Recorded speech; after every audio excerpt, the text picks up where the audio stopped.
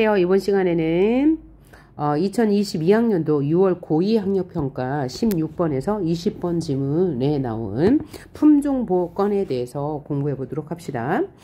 자, 총 6문단으로 이루어졌고요. 핵심어가 품종보호권이에요. 그럼 법 관련 지문이겠구나 라고 확인하고요. 자, 일단 문제가 무엇인지 봐요. 자, 그러니까 설명, 내용 이해, 그 다음에 얘는 뭐 이렇게 쭉 과정이 나타나 있고요. 이해, 그 다음에 내용 이해고요.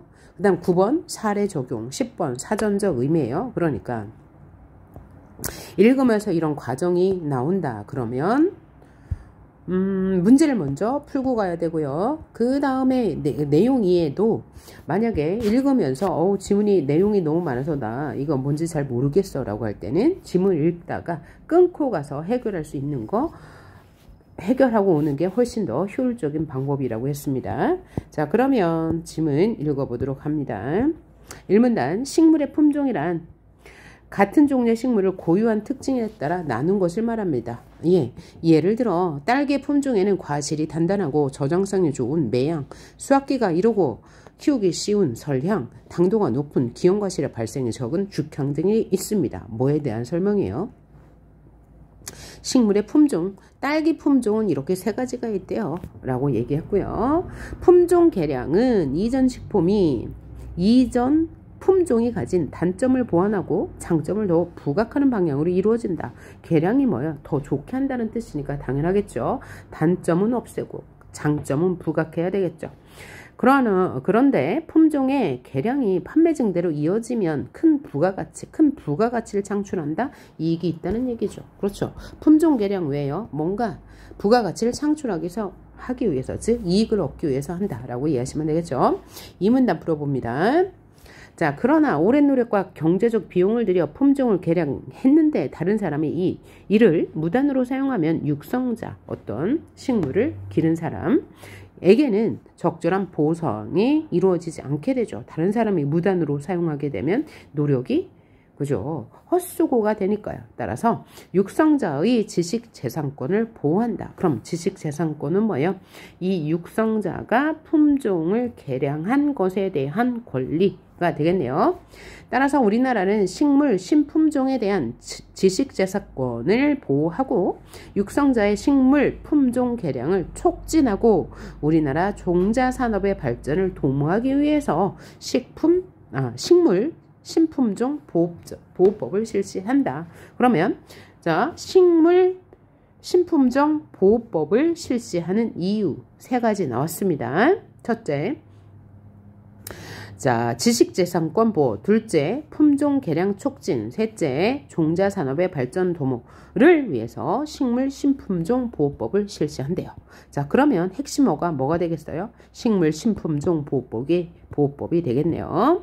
자, 이 법에 따르면 열매의 수확을 목적으로 하는 과수, 산림 조성을 목적으로 하는 인목, 꽃의 관상을 목적으로 하는 화훼 등 모든 식물의 품종 보호의 대상이 된다.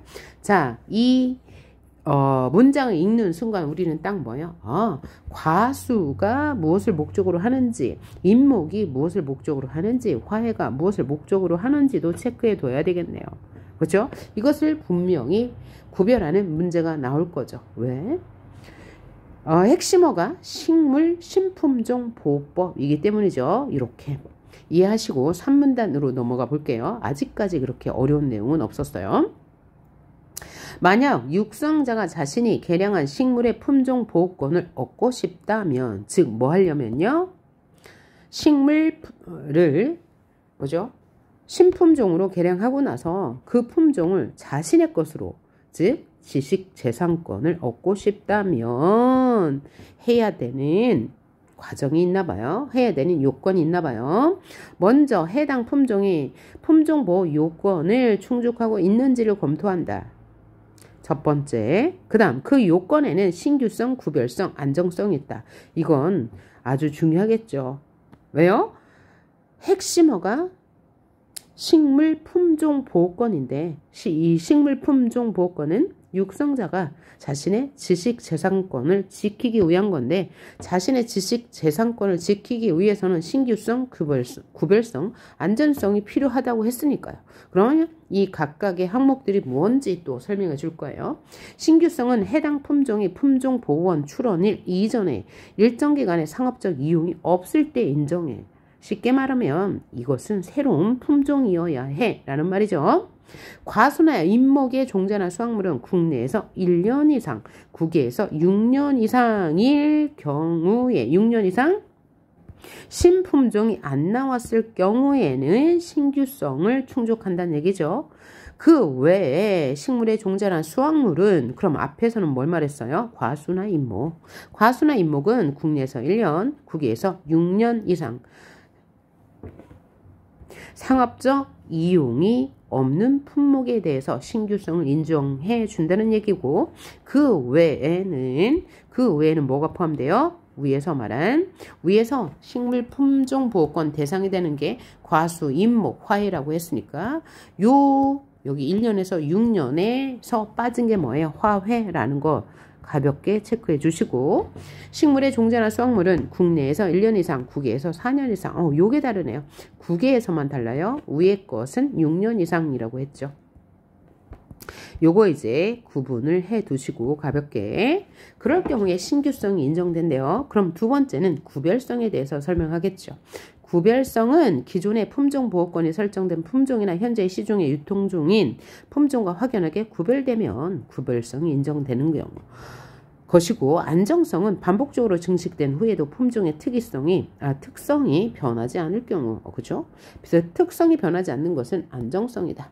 안정성, 구별성, 그 다음에 신규성이 인정이 되면 품종보호 요건을 갖춘 것이다 라고 말했어요. 그러면 이것은 품종보호권을 설정할 때 첫 번째 육성자가 해야 하는 일이었네요. 1단계였어요. 1단계. 그럼 두 번째는 뭘 해야 되냐? 그러니까 첫 단계에서 육성자는 신규성, 구별성, 안정성을 충족하는지 확인해야 되겠네요. 그럼 2단계.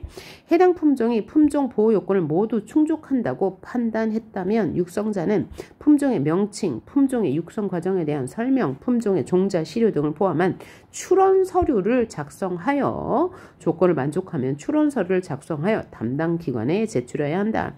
제외자, 외국에 사는 사람은 품종을 개량하고 자신이 거주하고 있는 나라와 더불어 우리나라 모두의 품종 보호권을 얻고 싶다면 두 나라에 각각 품종 보호를 출원해야 한다. 얻고 싶다면 제외자인 육성자가 자신이 거주하는 나라에 최초로 품종 보호를 출원한 다음 날부터 1년 이내 우리나라에도 품종 보호를 출원한다면 품종 보호 출원일의 적용은 우리나라에서 출원한 날이 아니라 최초 외국에서 출원 신청을 한 날로부터 보호 출원일로 인정된다. 여기 조건이 많죠. 이 조건 확인해야 되겠네요. 그런데 이건 외울 필요는 없고 이러한 지문이 나온다면 선택지가 나온다면 확인하시면 될 것 같죠.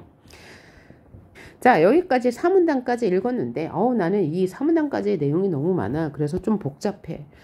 그래서 좀 부담이 돼. 그럴 경우에 문제로 바로 가려고 했습니다. 그러면 문제로 바로 가서 해결할 수 있는 거 한번 해결해 볼까요? 6번 문제 봅시다.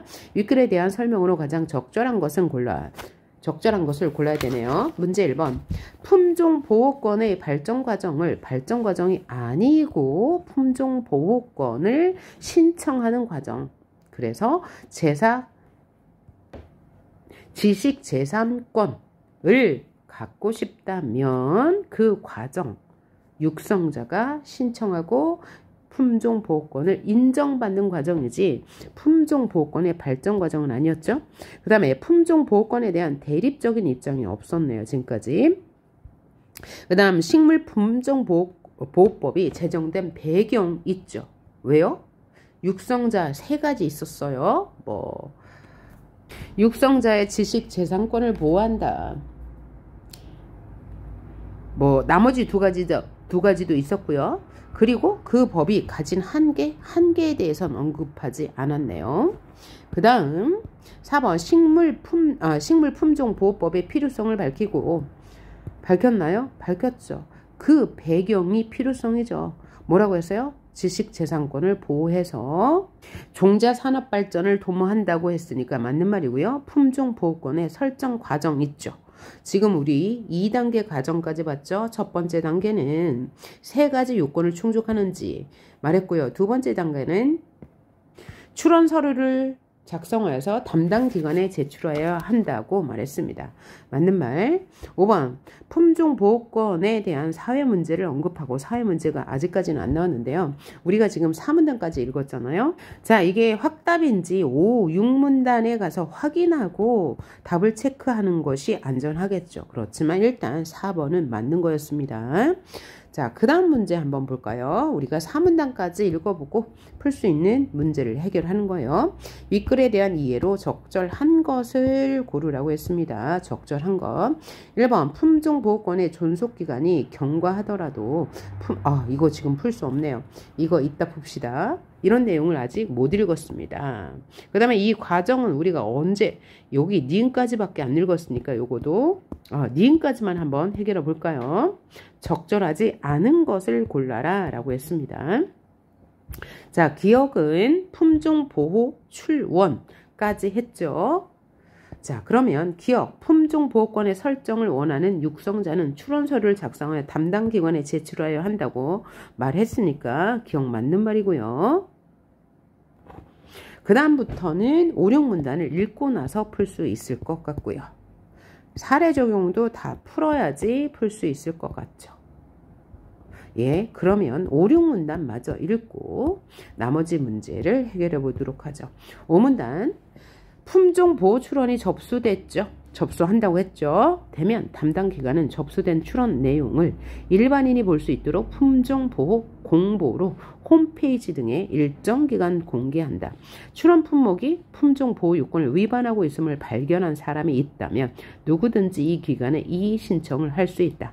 그런데 이의 신청이 없다면 법률에서 정한 자격을 가진 심사관이 출원 품종보호 요건을 충족하는지 심사하게 된다. 자, 지금까지 과정이 여러 단계 나왔는데 잘 머릿속에서 정리가 안 된다. 그러면 여백에다 메모를 해야 되겠죠. 품종보호권 신청 과정 첫 번째 단계 요건을 확인해야 돼요. 누가요? 육성자가 3가지 요건이 있었죠. 두 번째는 출원을 접수해야 되죠. 그러면 담당 기관이 공개를 하죠. 그리고 어떤 사람이든지 이의 신청을 할 수 있다고 했죠. 이의 신청이 없다면 부터 이제 본문으로 돌아가서 읽어보시면 되겠죠. 이의 신청이 없다면 법률에서 정한 자격을 가진 심사관이 출원 품종이 보호 요건을 충족하는지 아까 품종보호 요건 3가지가 있었습니다. 을 충족하는지 심사하게 된다. 이때 신규성의 충족 여부는 서류검사로 구별성과 안전성은 재배검사로 확인한다. 재배해야 되네요. 자, 재배검사는 출원 서류에 포함된 종자 시료를 직접 재배하여 심사하므로 심사에 1, 2년의 기간이 소요된대요. 꽤 기네요. 심사관이 심사 과정에서 품종보호 출원에 대해서 거절 이유를 발견하지 못하면 품종보호를 결정하고 육성자가 담당 기관에 첫 품종보호료를 납부해야 품종보호권이 설정된대요. 그럼 여기까지 다시 과정을 정리해 봅시다. 아까 이의 신청하면 심사관이 다 요건을 만족한다. 그러면 그렇게 판단한다. 그러면 품종보호를 결정하고요. 그 후에는 육성자가 보호료를 납부해야 보호권이 설정된답니다. 자, 이렇게 5문단까지 읽으니까 품종보호권 설정 과정을 다 읽은 거죠. 왜냐하면 6문단 보니까 실시할 수 있는 기간인 품종보호권의 존속기간에 대해서 나오니까요. 그러면 아까 과정에 나온 문제를 바로 또 가서 푸시면 돼요. 아까 기억은 읽어봤고요. 니은 한번 읽어봅니다. 니은이 출원 내용을 공개하죠. 그러면 니은 판단해봐요. 2번 출원 품종이 품종 요건을 어긴다는 사실을 발견한 사람이라면 누구든지 이의 신청할 수 있다고 그랬죠. 디귿 심사관 출원 품종이 타 품종과 구별되는지 이건 뭐죠? 구별성.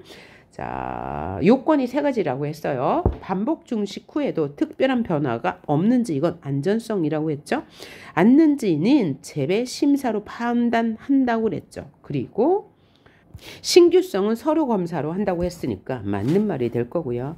리을 품종 보호 결정에 대해서 봅시다. 리을 심사관이 품종보호 출원에 대한 거절 이유를 발견할 수 없을 경우에 품종보호가 결정되죠. 맞는 말이고 마지막 품종보호 권리를 설정하는 것. 품종보호가 결정된 품종에 대한 품종보호권은 품종보호료의 납부 여부와 상관없이가 아니고 납부를 해야 보호권이 설정된다고 했으니까 틀린 말. 7번도 한번 풀어볼까요? 자, 1번 품종보호권의 존속기간이 이거 아까 맞는다고 체크했네요. 2번 식물 신품종보호법에서 품종보호의 대상은 열매의 수확을 목적으로 하는 식물은 과목이라고 했는데 그것만 보호권을 설정할 수 있나요? 아니죠. 화훼, 임목도 설정된다고 했으니까 틀린 말. 3번 품종보호권이 소멸되지 않은 품종에 대한 실시료는 이거 아직 안 읽었으니까 조금 이따 판단해보고요. 그리고 1번도 아까 안 읽었네요. 다시 읽어볼게요. 얘는 일단 5가 나왔고요. 품종보호권의 존속기간이 경과하더라도 요것도 아직 안 풀. 그러면 여기도 다 읽고 나서 한번 풀어봅시다. 자, 그러면 마지막 문단, 6문단 읽어볼게요. 품종보호권자가 품종을 독점적으로 실시할 수 있는 기간인 품종보호권의 존속. 자, 그러니까 품종보호권의 존속은 뭘 말하는 거죠? 육성자가 독점적으로 품종을 할 수 있는 기간을 말하는 거예요. 과수나 임목은 품종보호권의 설정 등록일로부터 25년. 그 외 식물은 과수, 임목 외에 화훼가 있었죠. 20년으로 설정하고 있다. 이거 아까 선지에서 봤어요. 그렇죠? 요거 그대로 갖다 적용하면 되고요. 이때 품종보호권자가 품종보호권을 유지하려면 품종보호권의 존속기간 동안 품종보호료를 매년 납부한대요. 우와. 그리고 품종보호권이 설정된 품종을 실시하고자 하는 자는 품종보호권자에게 품종 실시료를 지불해야 된대요. 어떤 기간에요? 품종보호권의 존속 기간에요. 자, 새로운 품종의 육성을 위한 단이니까 조건이 붙었죠. 이 조건이 붙은 건 당연히 문제화 될 거예요. 새로운 품종의 육성을 위한 연구 목적으로 실시할 경우에는 품종 실시료를 지불하지 않는다. 품종 실시료의 기준은 법률적으로 정해져 있지 않으므로 시장의 수요와 공급에 따른 권리자와 사용자 간의 계약에 따라 결정된다. 자, 품종보호권의 존속기간이 경과하거나 지나거나.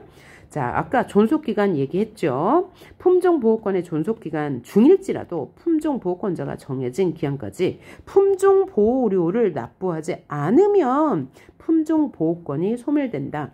그러면 여기서 가볍게 정리해줘야죠. 품종보호권이 소멸되는 조건은 뭐야? 존속기간이 지나거나 존속기간 중일지라도 육성자가 보호료를 납부하지 않은 경우에는 품종보호권이 소멸된대요. 그러면 품종 실시료의 지불 없이 누구나 해당 품종을 자유롭게 실시할 수 있다고 합니다. 그래서 이 글 전체는 품종보호권을 설정하고 그 품종보호권의 권리를 얻어서 지식재산권을 보호할 수 있는 과정에 대해서 이야기하고 있어요. 그러면서 품종에 따라 약간씩 조건이 다른 것도 확인했어야 했죠. 자, 그럼 아까 풀다만 지문 계속 풀어봅니다. 1번 지문 확인해 볼게요. 7번에 1번. 품종보호권의 존속기간이 경과하더라도 품종보호료를 납부하면 품종보호권이 유지된다. 아니죠. 품종보호권의 존속기간이 경과하면 품종보호권은 소멸되는 거죠. 틀린 말. 아까 2번은 역시 틀렸고요. 3번. 보호권이 소멸되지 않은 품종에 대한 실시료는 시장의 수요와 공급을 바탕으로 계약에 따라 금액이 결정된다고 얘기했죠. 4번 신규성의 충족 여부를 심사할 때 국외에서 해당 품종의 상업적 이용이 없어야 하는 기간은 과수보다 화해가 더 길다. 그러면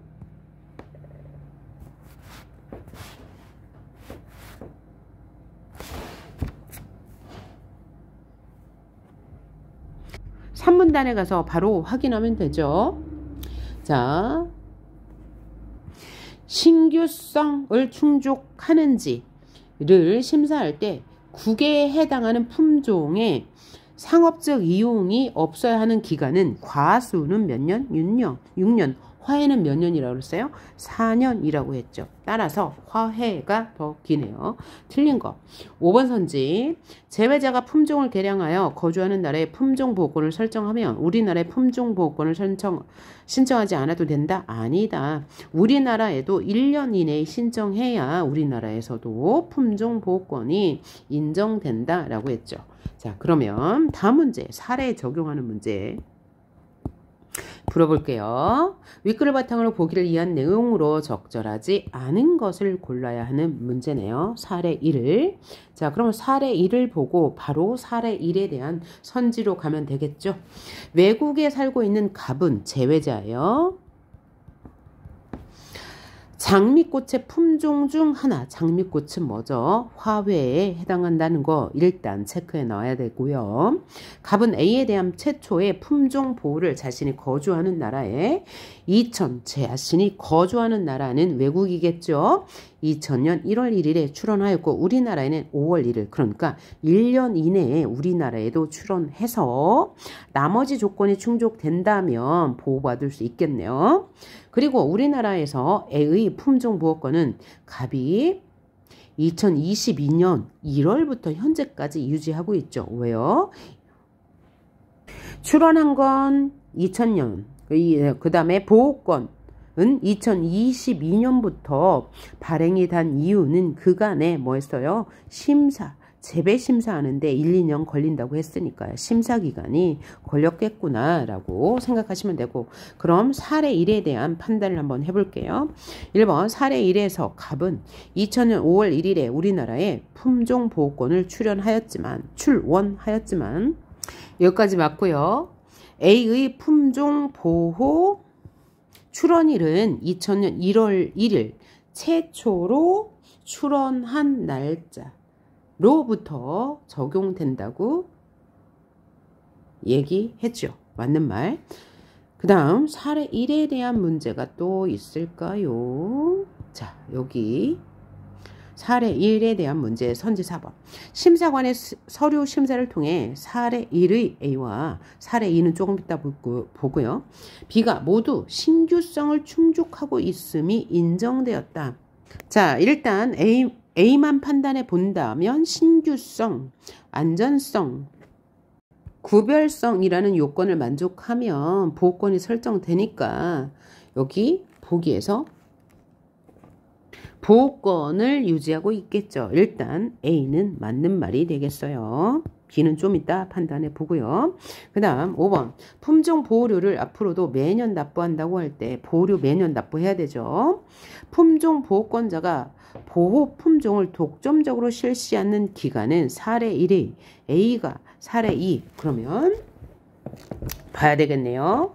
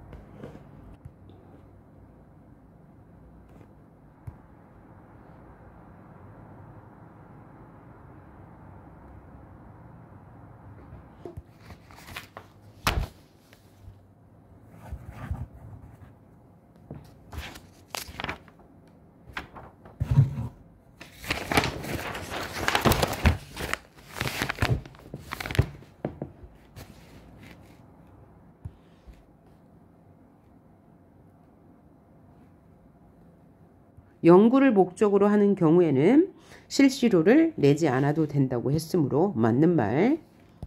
그 다음 선지 5번 보면 되게 4번도 봐야 되네요. 여기 보기에서 제가 아까 잘못 읽었네요. 우리나라에서 비의 품종보호권은 을이 2022년부터 현재까지 유지하고 있다는 거 빼먹었네요. 그런데 병이 연구하고 있다고 그랬죠. 그러니까 이 비에 대한 품종 보호권은 있는 상태네요. 자, 그럼 4번 볼게요. 자, 사례 2는 신규성을 충족하고 있죠. 그러니까 보호권이 설정된 거죠. 그 다음 5번. 품종 보호료를 앞으로도 매년 납부한다고 할 때 품종 보호권자가 보호품종을 독점적으로 실시할 수 있는 기간, 즉 보호권 존속기간을 묻는 건데 A는 사례 1은 화훼였죠. 화훼의 존속기간은 20년. 그 다음에 B는 과수이므로 25년이죠. 그래서 사례 2가 덕이니까 얘가 틀린 말.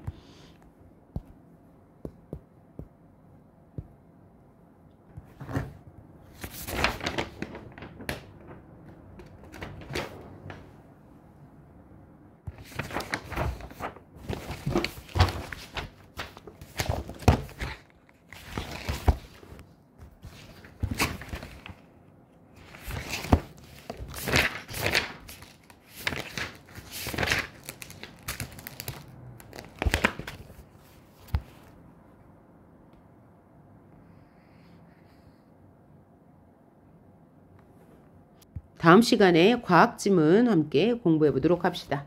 수고하셨습니다.